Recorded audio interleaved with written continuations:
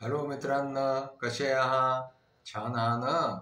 आज मी तुम्हाला एक भांड्यांच्या जन्माची मरणाची गोष्ट सांगणार आहे. एका गावामध्ये काय झालं, एक राम नावाचा सावकार होता. त्याच्याकडे खूप सारी भांडी होती.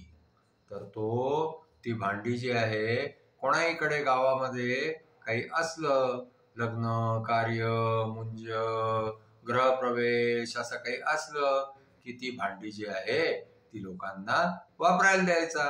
आणखीन त्यांचं काम झालं की ती भांडी त्या राम नावाच्या सावकारला वापस करून जायचे. एकदा काय झालं की त्या गावामधला एक दगडू नावाचा मनुष्य जो आहे तो रामकडून भांडी घेऊन गेला, बरीचशी भांडी घेऊन गेला.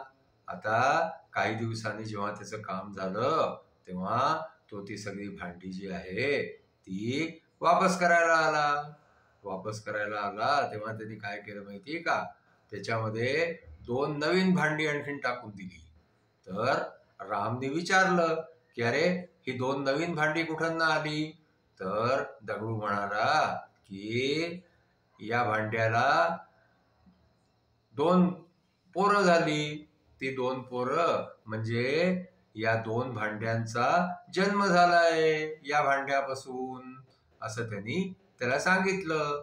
आता काय झालं की तो राम सावकार जो होता ना, तो लालची होता. त्यांनी विचार केला की चला, चांगली गोष्ट आहे, आपल्याला 2 आणखीन भांडी मिळाली. तो काही नाही बोलला. त्यांनी ती 2 भांडी ठेवून घेतली. आता नंतर मग काय झालं की बऱ्याच दिवसांनी त्या दगडूकडे काहीतरी कार्य निघालं. दगडू परत आला रामकडे भांडी घ्यायला.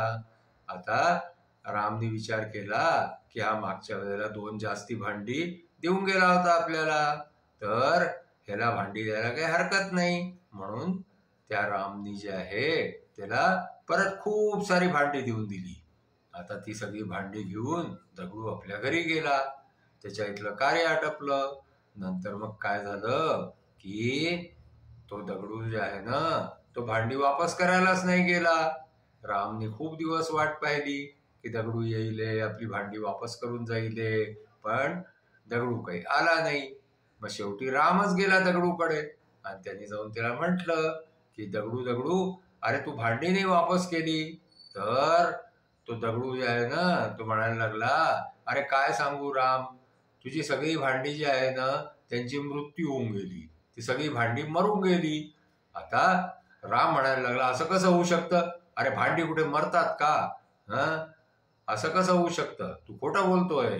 तर तो म्हणायला लागला दगडू की जर भांड्यांचा जन्म होऊ शकतो, मागच्या वेळेला तुझ्या भांड्यातून जे आहे ते 2 भांड्यांचा जन्म झाला होता आणि ते भांडे मी तुला आणून दिले होते, तू ते ठेवून घेतले.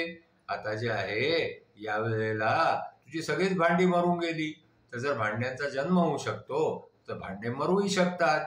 म्हणून आता माझ्यापाशी काही भांडे तुला वापस करायला नाहीये, असं सांगून त्यांनी जे आहे ते, आता राम जे आहे ना, त्यांनी मागच्या वेळेला लालचीपणाने तिची 2 भांडी जन्माला म्हणून ठेवून गेली होती ना, ती त्याच्यामुळे त्या रामला आता काही म्हणायला उरलंच नाही की जर भांड्यांचा जन्म होऊ शकतो तर भांड्यांचा मृत्यू होऊ शकतो.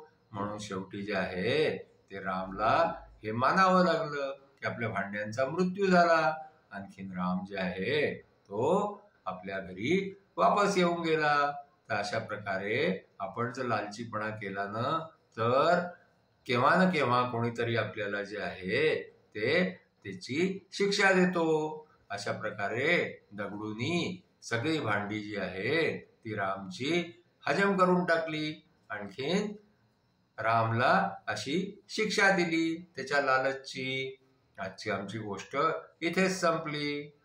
तुम्हाला आमची गोष्ट पसंत आली असल्यास आमच्या गोष्टीला शेअर करा, आमच्या गोष्टीला लाईक करा, आमच्या चॅनलला सबस्क्राईब करा. थँक्यू.